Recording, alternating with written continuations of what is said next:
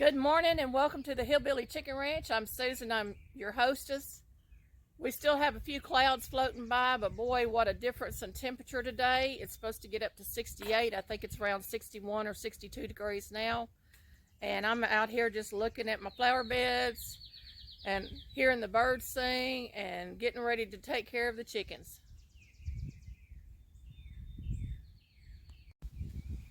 Our first egg of the day, y'all, that is a turkey egg. Look how big that egg is. It covers all my fingers and part of my palm. That is a huge egg. You quit pecking at my shoes, Miss Pecky. Yeah, those are my shoes. Quit pecking at them. Quit that.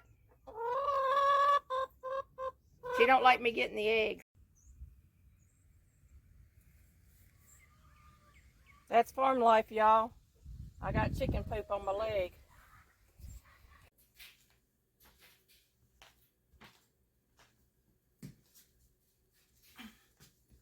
Hi everyone, and welcome to the Hillbilly Chicken Ranch. This is Susan. I'm your hostess today. Sometime last year, a friend of mine gifted me a sawhorse quilting frame, and it needed new fabric on the runners, and I've got one runner finished and I'm working on the other one today because I have this beautiful toddler baby quilt that I'm struggling with to get the backing on to lay flat. So I'm going to use this and I'm going to hand quilt a new back on this, but I've got to rip out my seams from trying to do it on the machine, and I need my quilting frame ready. It takes a little while to cover these runners, and it doesn't have to be perfect, but I took batting that I had on hand. I went and bought some cheap stretchy fabric. This is a double knit fabric that I'm using, and these runners are about 7 or 8 feet long. So, but it stacks up easily. I can stack my two end pieces together. They're sawhorses. They're small. I can stack them on top of each other, and I just put my runners in the corner somewhere. But I'm going to be doing a little bit of this today, so I thought I would share with you. And it is a struggle to try to get a needle to fit through this fabric. I mean, it is tough. And I ended up with a crewel size number 2 Susan Bates size 2 chenille candle wicking crewel needles. I tried an upholsterer's needle, and I tried another repair needle by Dritz, and it was the smallest one I had of that. Here's the package from Dritz, and they didn't work. So I pulled out the Susan Bates, and they're working fine, and I've got several needles. If I break one, I can go back and use it.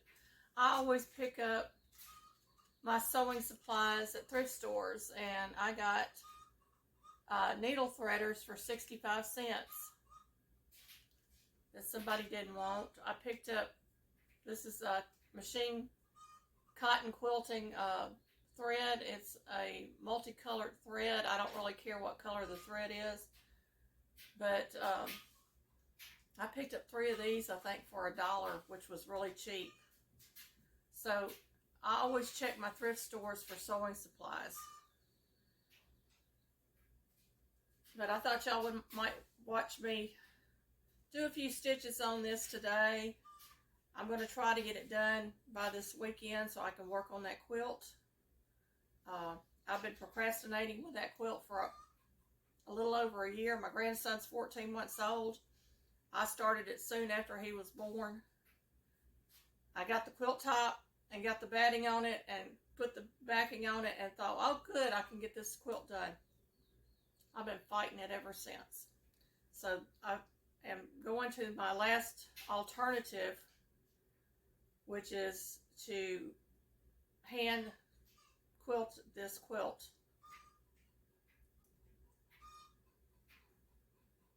And you'll see me puckering and all kinds of stuff trying to push this needle through. These are a little sharper than the ones that I was trying to use. The points are sharper. Oh, and my Dritz thumb thing, I paid $1/4 for it on clearance.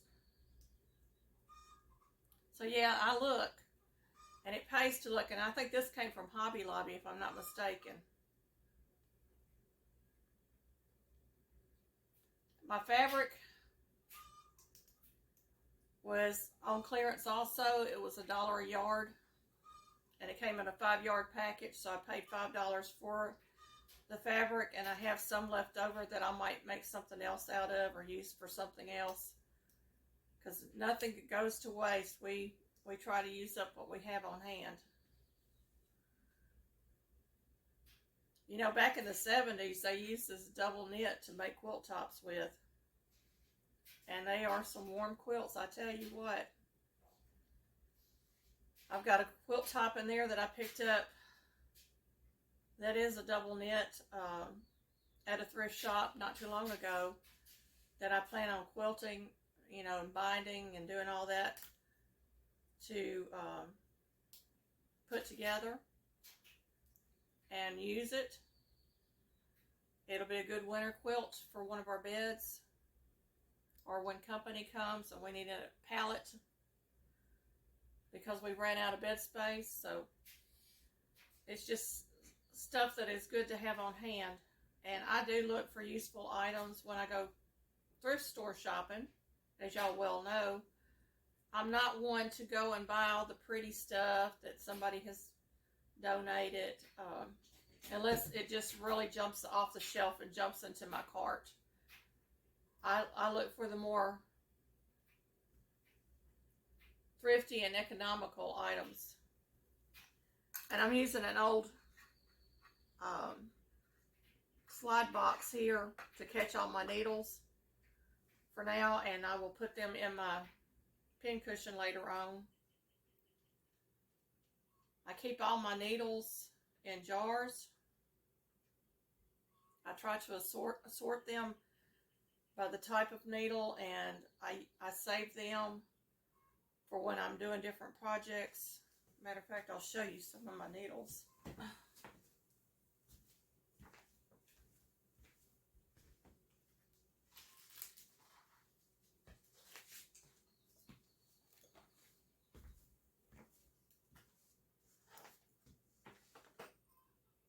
This is just various sewing needles that I have in here. This is an old baby food jar. I have sewing needles in this, and I've labeled it. I have more. These are number 12 sharp needles, and I use sharps for beadwork.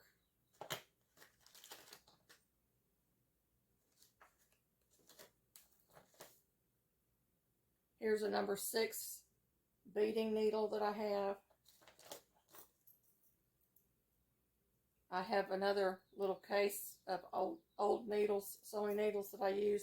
And when I get sewing needles, y'all, I will take them out of these containers and I will put them in rubbing alcohol for about 20 minutes and then let them air dry. Kills all the bacteria and germs that might be on them. I've got my crewel needles and my embroidery needles in a bag. I haven't taken them out of the bag yet. And this is just another assortment of needles that I've picked up here and there.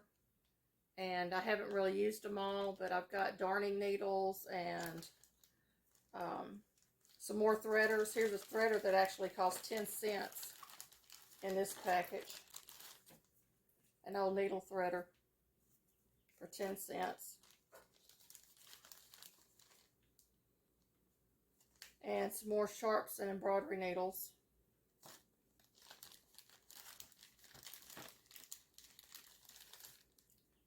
And this needle I kept it on the cardboard. I think this was one of my doll. Oh, that's a sewing machine needle that I kept on here. That's for denim or leather. And they're hard to come by, so I keep them.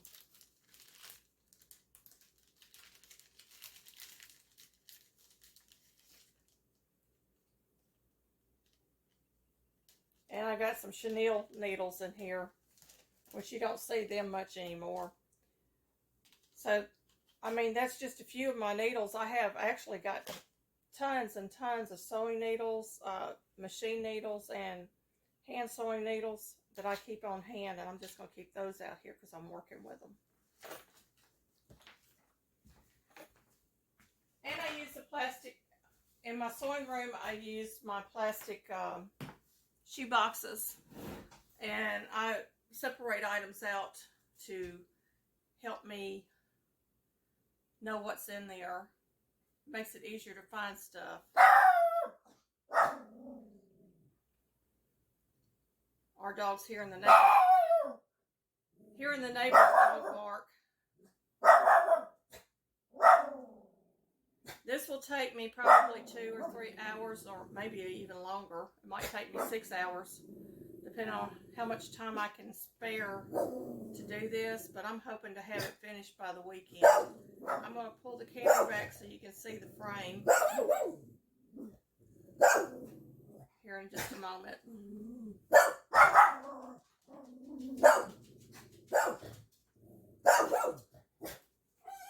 I'm sorry, y'all. This is real life. We have dogs. Hush.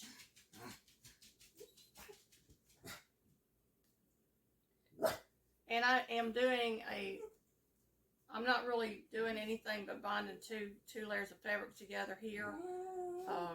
I am using double thread because I want it to last. I don't want to have to do this again if I don't have to. And when I come to the end of my thread, I'll just knot it off and start with a new piece of thread. And I do about a yard of thread, or 2 yards of thread doubled would be about a yard length at a time. I have to be really careful that I don't knot it up when I first start out. But this is what I'm doing, y'all.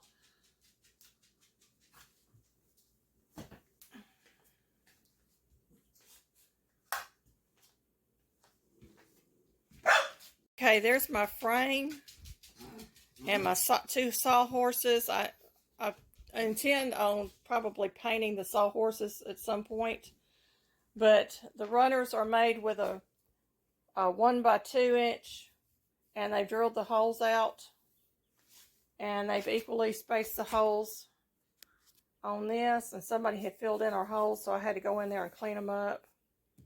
But this is a nice, inexpensive little frame that can be broke down easily and put in the corner somewhere.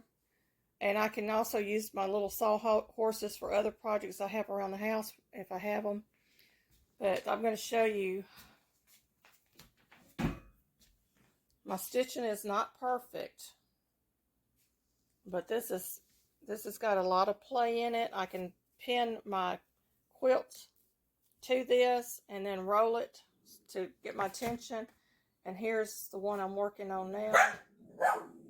And y'all see I've got a pucker here. When I get to the end of this runner, that will be folded underneath, and I'll carry that pucker all the way down with me till I get to the end. But I have pinned it as best I could.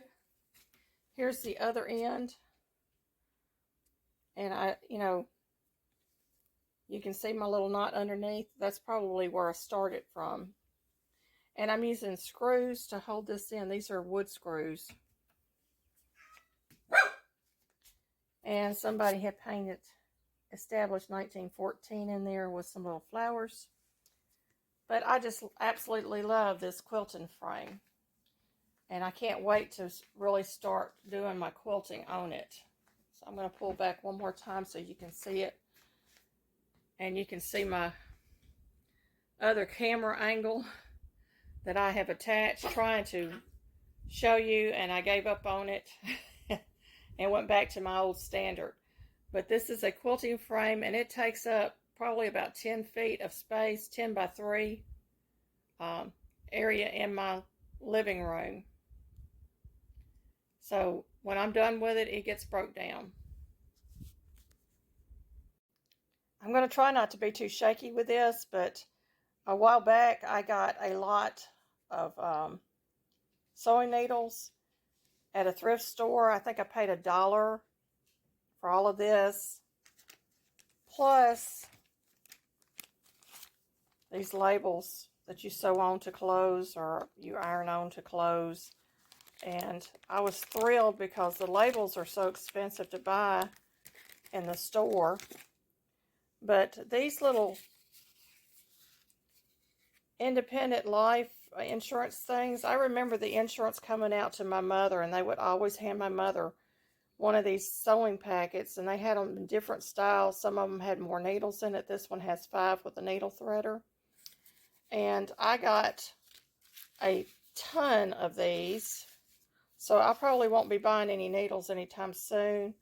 And this one actually had another needle and some threaders taped onto it.